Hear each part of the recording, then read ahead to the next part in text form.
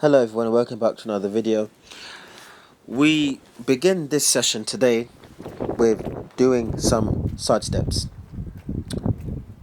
i.e. ins and outs.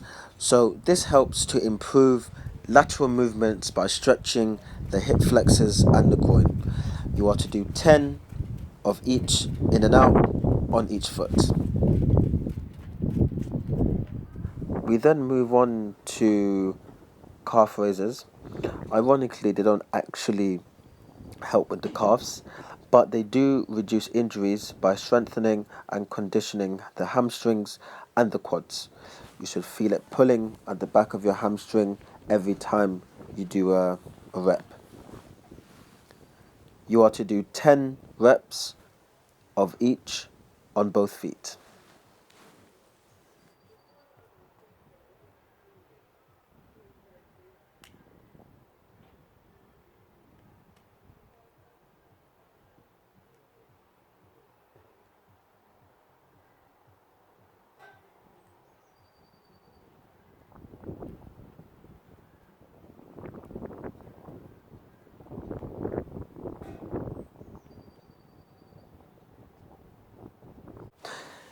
This is the last exercise we're going to be doing for this session with the resistant bands, and this works on your quads and your hip flexors.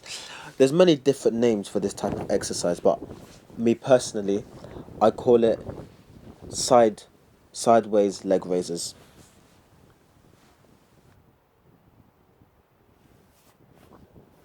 You are to do 10 reps on one side and then change over and then do 10 on the other side.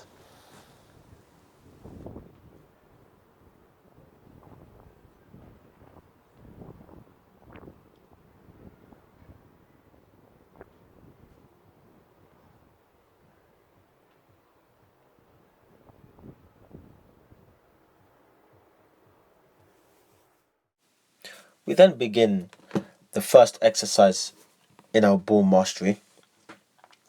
We start off with just using the insides and the outsides of our feet. We're focusing mainly on controlling the ball in tight spaces and doing drills to help improve either our control or dribbling in tight spaces. So as you can see here, this ball mastery exercise incorporates both of your feet, using the parts of your feet that we use to control the ball, the inside and the outside of the foot. You might find that with your weaker foot, the touch is going to be too soft sometimes, or sometimes it's going to be too heavy. So what you have to do is try and find the balance. But the only way to improve this is by doing what? Is by constantly doing these kind of drills over and over again. It's just for us to get into the habit and for us to just get used to using the outside of our feet and the insides, especially with our weaker foot, because people rarely use the outside of their weaker foot because it's something that's very difficult. Some people can barely use the outside of their stronger foot. However, we have to focus on using it regardless, because of the fact that we need to help improve both of our feet so we're comfortable receiving the ball on both feet. The next exercise we go into is just using the sole of our foot. We start off with you can use your right foot, your left foot, and we're just going in and out, just using the sole of our feet going out in between each cone. Every tap and every touch needs to be in front, especially when it comes to our weaker foot, which will be demonstrated next, is that we need to be using both of our feet because of the fact that, like I mentioned before, we just need to get comfortable in using both parts and both parts of our feet, or all parts of our feet on both sides. And as I mentioned before, that we just change over, use the weaker foot or the other foot, whichever foot you wanted to start with, and you just keep going. With your weaker foot, just take it nice and slow.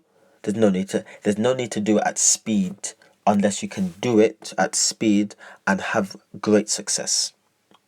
If you find that you're not having enough success doing these kind of drills, it's because either you're going too fast, or the technique that you're using isn't good, or you're not concentrated enough. So just focus on what you're doing, alright, look at the ball, alright, and clear your mind.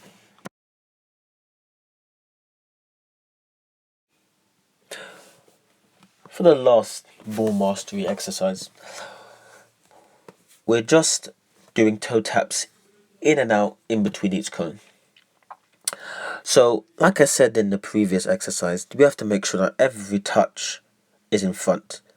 Because what happens when the ball gets underneath us, like just that we lose control.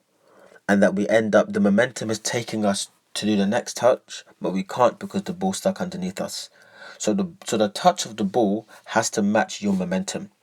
If you can match your momentum with the touches on the ball, then you should have great success doing this drill.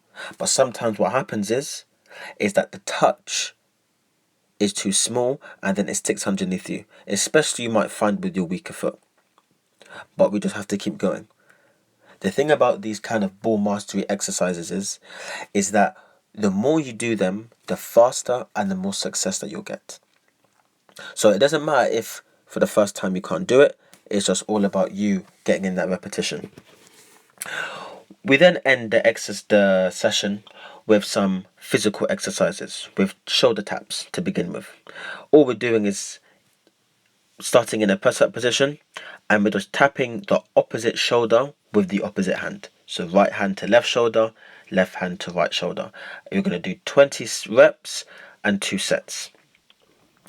We then go on to some leg curls, and this is all about your core. And these exercises, these physical exercises will always be focused around your core, because your core and stability are very important in football. Doesn't matter how big or small you are.